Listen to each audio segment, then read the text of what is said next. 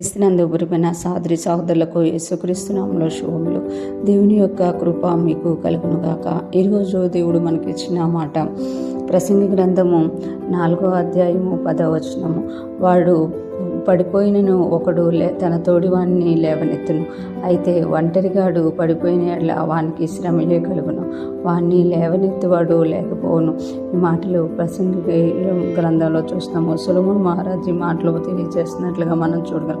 ఇక్కడ ఆయన తెలియజేస్తున్నారు కదా, నరుడు ఒంటరిగా ఉండకూడదు, ఇద్దరు కలిసి ఉండాలి. ఒంటరిగా ఉండడం వల్ల కలిగే నష్టాలు ఇక్కడ తెలియజేస్తున్నారు. వాడు పడిపోయినను ఒకడు తన తోడివాణ్ణి లేవనెత్తును.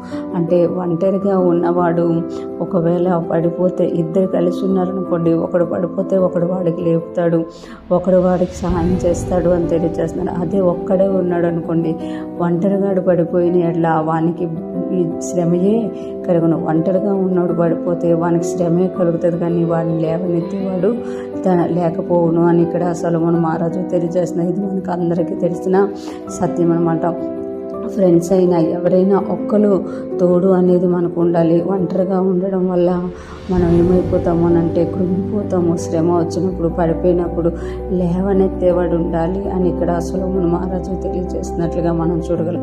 ఇద్దరు ఉండడం వల్ల మంచిది, అన్ని విషయాల్లో కూడా కలిసి ఉంటారు అని ఇక్కడ తెలియజేస్తున్నారు. ఇక్కడ వివాహము అనే వ్యవస్థే కాకుండా ప్రతి వ్యక్తికి కూడా తన తోడువారితో ఒక సహవాసం ఉండాలి, మంచితనం ఉండాలి అనేది ఇక్కడ సొలొమోను మహారాజు తెలియజేస్తున్నారు. మనం చూస్తే దేవుడేమో నరుడు ఒంటరిగా ఉండకూడదు అని దానికి భాగస్వామ్యం చేసినట్లుగా మనము ఆది కాండంలో చూస్తాం. కానీ ఇక్కడ సొలొమోను మహారాజు చెప్పేది ఏంటి అంటే, ఒంటరిగా ఉండకూడదు. ఒంటరిగా కాకుండా నీకు ఒక ఫ్రెండ్ ఉండాలి, నీకు ఒక తోడు అనేవాడు ఉండాలి. వీరిద్దరూ ఉండడం వల్ల మేలు జరుగుతుంది. ఒక్కలే ఉన్నారనుకోండి, పడిపోయినప్పుడు లేవనెత్తేవాడు ఉండడు. అదే ఇద్దరు ఉన్నప్పుడు ఒకడు పడిపోతే ఇంకొకడు లేవనెత్తుతాడు అనేసి ఇక్కడ తెలియజేస్తున్నమాట.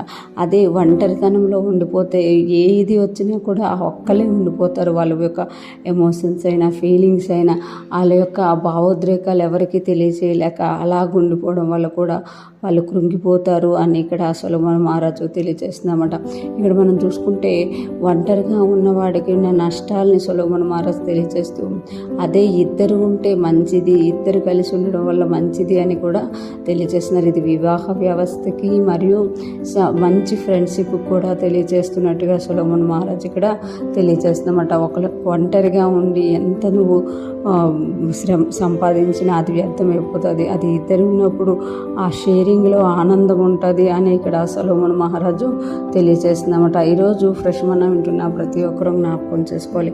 ఈ దినాల్లో చాలామంది ఒంటరిగా ఉండడానికి ఇష్టపడుతుందన్నమాట. ఈ దినాల్లో చాలామంది నేను ఒక్కలే ఉండాలి అని ఇష్టపడుతున్నారు, కానీ దేవుడు తెలియజేస్తున్నారు నరుడు ఒంటరిగా ఉండటం మంచిది కాదని. అదేవిధంగా సొలొమోను మహారాజు చాలా విషయాలు పరిశోధించి ప్రసంగిలో కూడా తెలియజేస్తున్నారు కదా, నరుడు ఒంటరిగా ఉండుట మంచిది కాదు అనేసి. ఈరోజు ఫ్రెష్ మనం వింటున్న ప్రతి ఒక్కరు కూడా ఒంటరిగా ఉండాలి అనే ఆలోచనలో కాకుండా దేవునితో సహవాసం చేస్తూ, దేవుడు మనకిచ్చిన సర్కిల్లో మంచి ఫ్రెండ్షిప్ని డెవలప్ చేసుకుంటూ, ఒకవేళ వివాహం కావాల్సిన వారైతే వివాహం చేసుకుంటూ జంటగా ఉండాలి, కలిసి ఉండాలి అని ఇక్కడ దేవుడు తెలియజేస్తున్నారు. ఈరోజు ఫ్రెష్ మనం ఉంటున్న ప్రతి ఒక్కరూ కూడా దేవునితో సహవాసం చేస్తూ మనకున్న దాంట్లో మంచితనంగా మంచి ఫ్రెండ్షిప్ని కలిగిన వారిగా ఉంటూ ముందుకు సాగిపోదాం గాక. ఆమేన్.